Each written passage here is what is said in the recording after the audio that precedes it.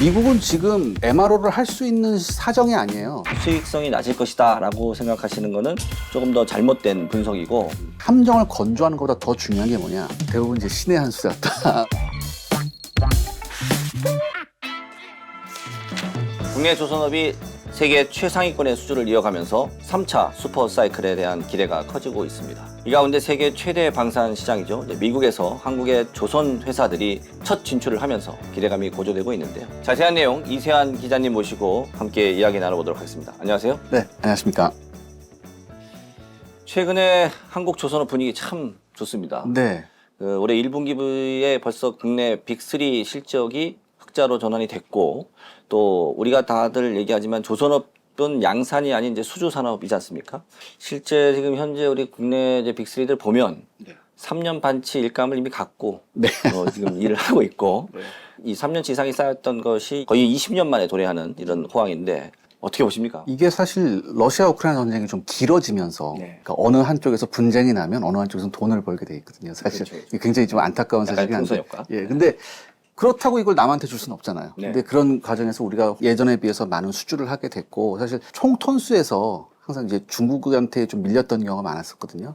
이번에 이거마저 우리가 앞서면서 1위가 찍었거든요. 의미가 있고, 그리고 앞으로도 이런 기회가 우리한테 더 많이 펼쳐질 것이다. 저는 그렇게 생각합니다. 뭐 기자님 말씀 주셨지만 이게 이제 지표들을 좀 보면 신조선가 지수도 고점 근접하고 있어요. 뭐 이런 거 보면은 뭐 수주 잔고로 보나 지정학적 사항으로 보나 여러 가지 이제 조선, 특히 또 방산 관련해서는 이제 관심이 높아질 것 같은데, K조선 전성기의 부활 뭐 이렇게 얘기해도 되지 않을까 싶습니다. 네, 더군다나 이렇게 생각을 해요. 이게 일반 상선뿐만 아니라 특수선 분야까지 계속 넓혀지고 있거든요. 저희 같이 이제 군사 분야에 있는 사람들도 이런 걸 굉장히 유의 깊게 보고 있거든요. 우리가 이제 K방산 얘기를 굉장히 많이 했었는데, 사실 K방산에서 이 함정 부분은 약간 그동안 소외돼 있었던 게 맞아요.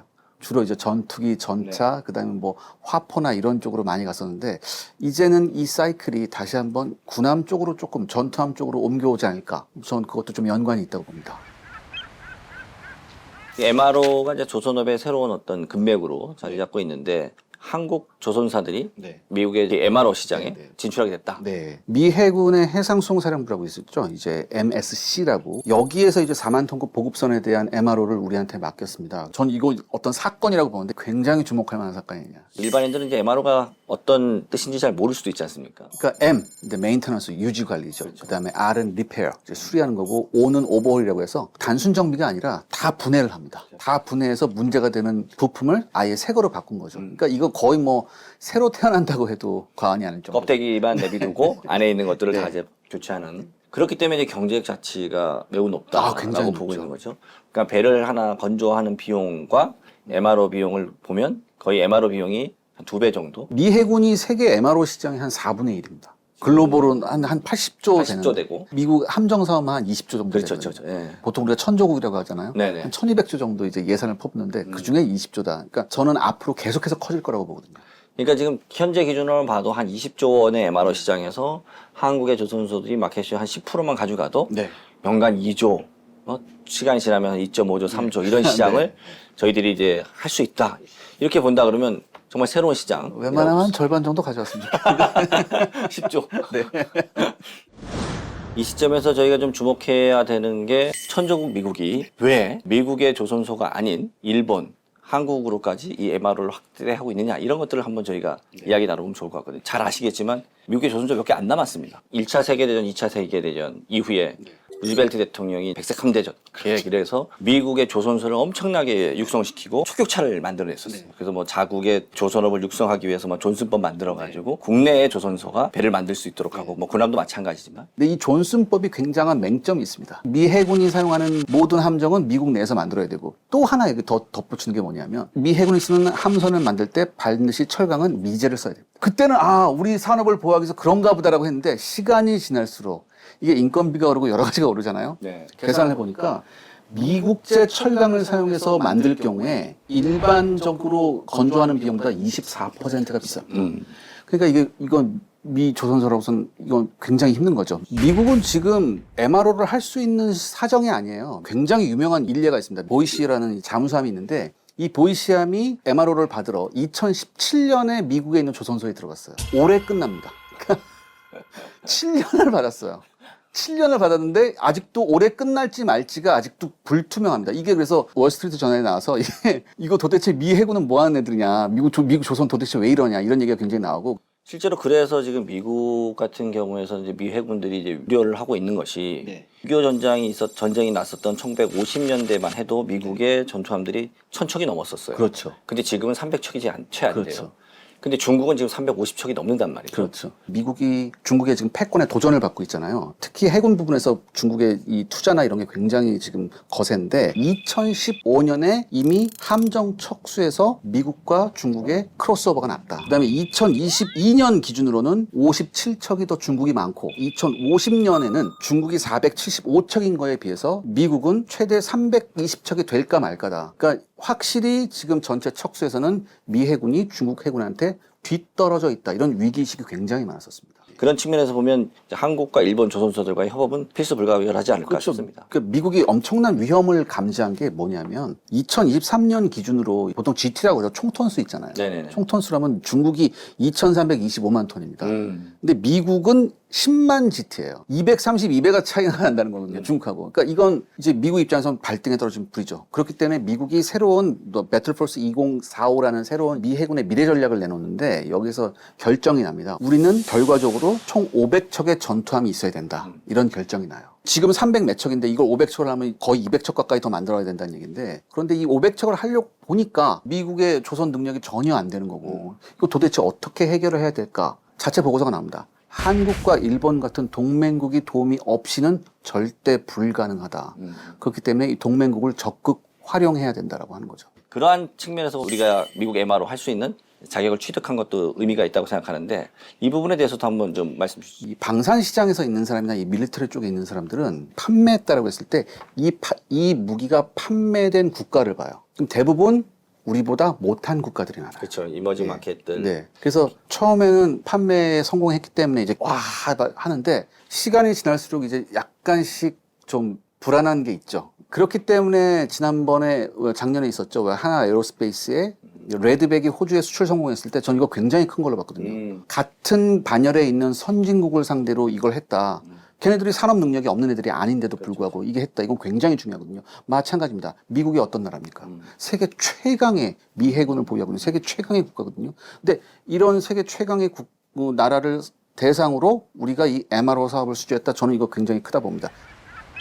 근데 해군 함대 이렇게 경우에는 즉각적으로 전투를 할 수 있는 출동이 가능한 상태, 또 임무 수행이 가능한 상태, 이 해군의 그 준비율이라고 하는데 매우 중요하잖아요. 군함이나 함정 같은 경우에는 더 중요한 게 이게 전력화 시기가 늦어지면 안 되거든요. 그렇죠. 근데 사실 전력화 시기에 맞게 납품할 수 있느냐 이거는 우리나라 빼고는 거의 모든 전 세계 해군이 갖고 있는 고민입니다. 네네. 그 천조국인 미국도 1, 2년 늘어지는 건 일도 아니거든요. 그렇죠. 굉장히 일상다반사예요. 근데 우리 조선소는 그렇지는 않거든요. 네. 우리 조선소의 특징이 뭐냐면 굉장히 빨리 하거든요. 그다음에 정확히 하고 어떠한 형태, 어떠한 톤수의 어떠한 크기의 함정도 우리가 우리 손으로 굉장히 빨리 만들 수 있다. 이게 굉장히 중요하거든요. 그런 면에 있어서 우리나라가 능력을 굉장히 인정받았던 것 같아요. 그러니까 여러 가지 사례가 있거든요. 네. 이게 있어요. 우리나라 조선소 관계자들이 미국 조선소를 방문한 적이 있습니다. 네. 가서 깜짝 놀랍니다. 우리가 여기가 조선소가 제일 큽니다라고 딱 갔는데 하나오션의 오코 조선소 있잖아요. 네. 거기 절반도 안 되는 수준이었대요. 우리나라 1980년대, 90년대 수준이었다는 거예요. 그래서 완전히 충격을 받았다. 얘네들이 이런 수준이구나. 자, 그렇다면 우리나라 조선소 중에서도 왜 한화오션을 선택했다고 판단하십니까?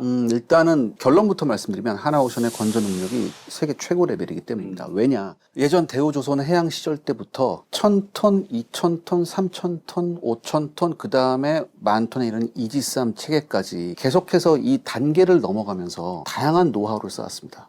그리고 정말 하나오션이 중요한 게 뭐냐면 요즘에는요 함정을 건조하는 것보다 더 중요한 게 뭐냐 각종 레이더 체계나 무기 체계가 들어왔을 때 이것을 통합하는 기술이에요. 그렇죠. 요즘에는 전투함 만들어줘 딱 했을 때 그냥 전투함 만들어줘 이게 아니고요. 레이더는 어디 걸 써주고 미사일은 어디 걸 써주고 수직 발사기는 어느 나라 걸 써주고 함포는 어느 나라 걸 써줘 이렇게 되거든요.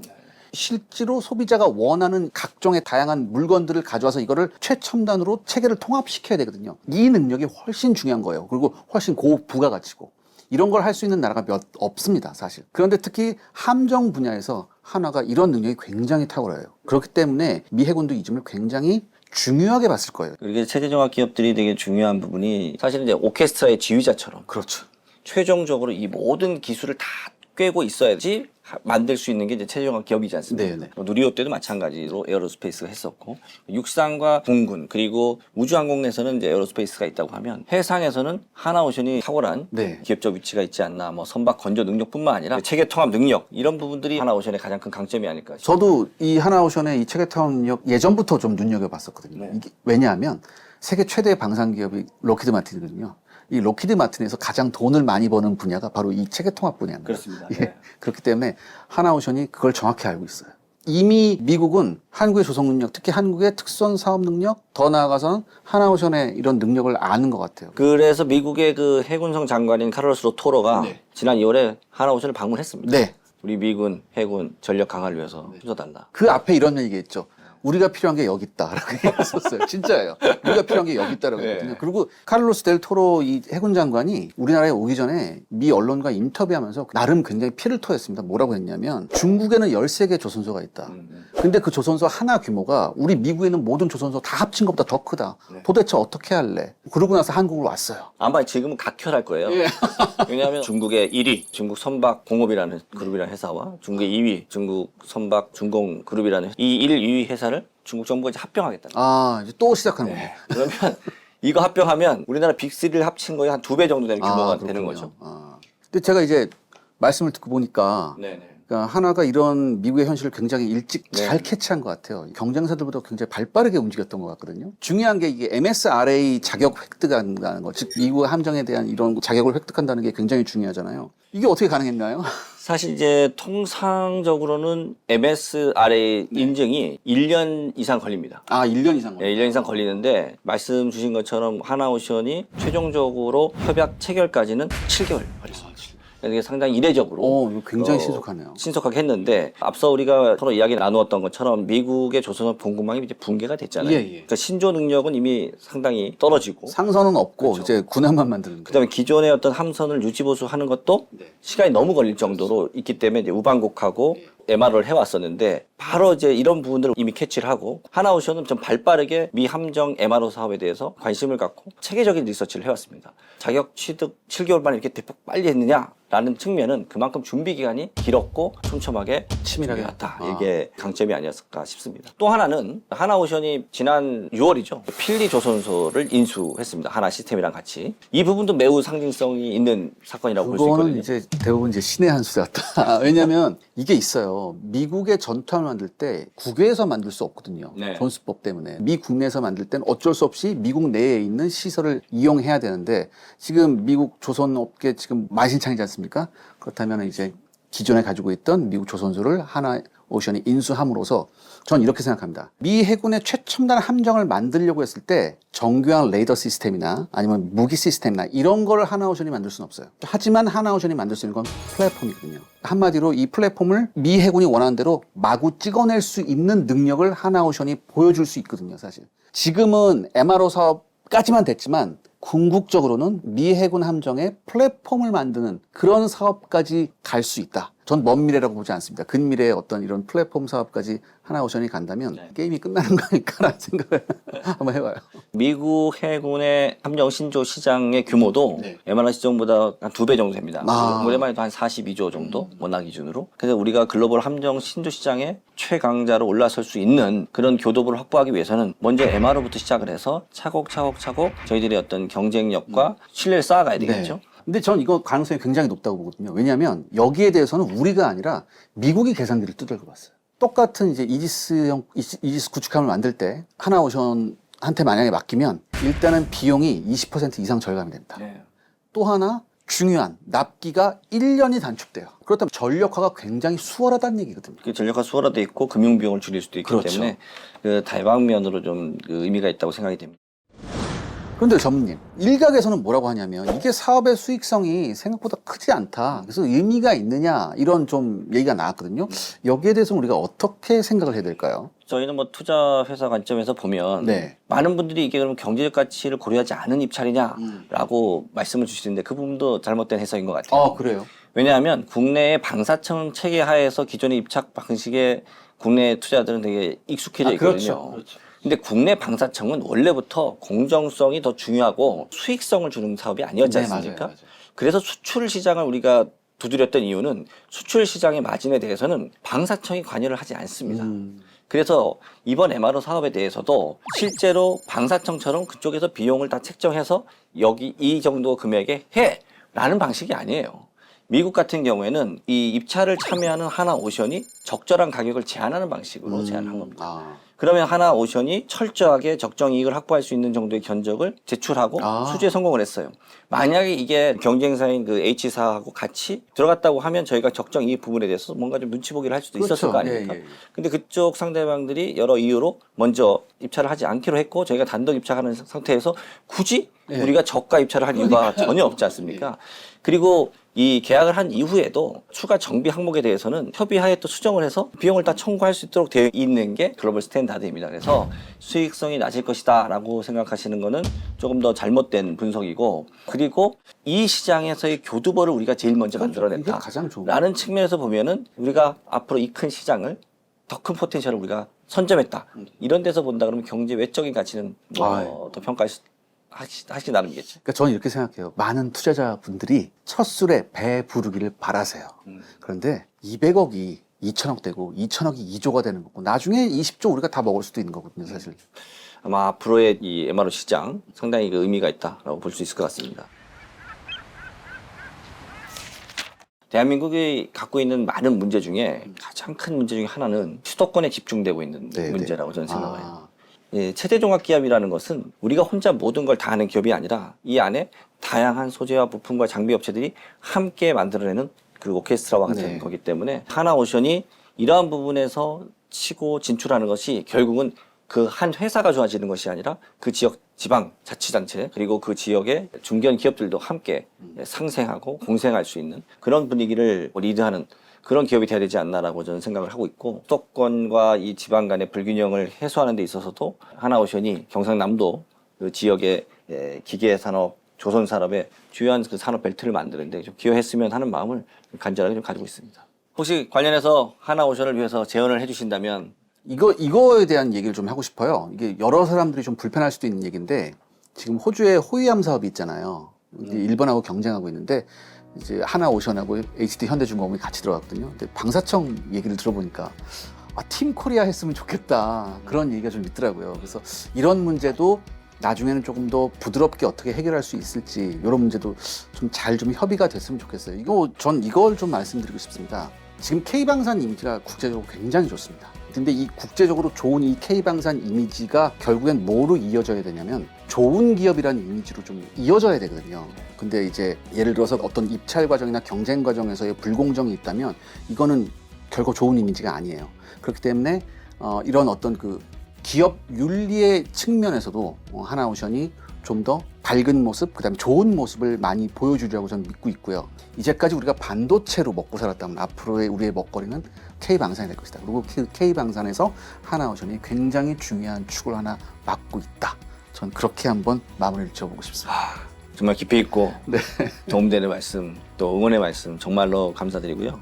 모든 시장에서 가장 중요한 것은 팔 때가 아니고 팔고 난 이후 맞습니다. 라고 생각을 합니다. 애프터 서비스. 특히 방산 시장에서는 무기를 납품할 때보다 무기를 납품한 이후에 유지하고 보수하고 관리하는 이런 부분에 MRO 부가가치가 무궁무진하기 때문에 MRO부터 차곡차곡 진출해서 신조하는 그날까지 저희 하나 더 열심히 해보겠습니다. 그리고 K조선, K방산이 반도체를 이어서 대한민국을 이끌어갈 수 있는 차세대 먹거리로 성장할 수 있도록 함께 노력하도록 하겠습니다. 감사합니다. 감사합니다.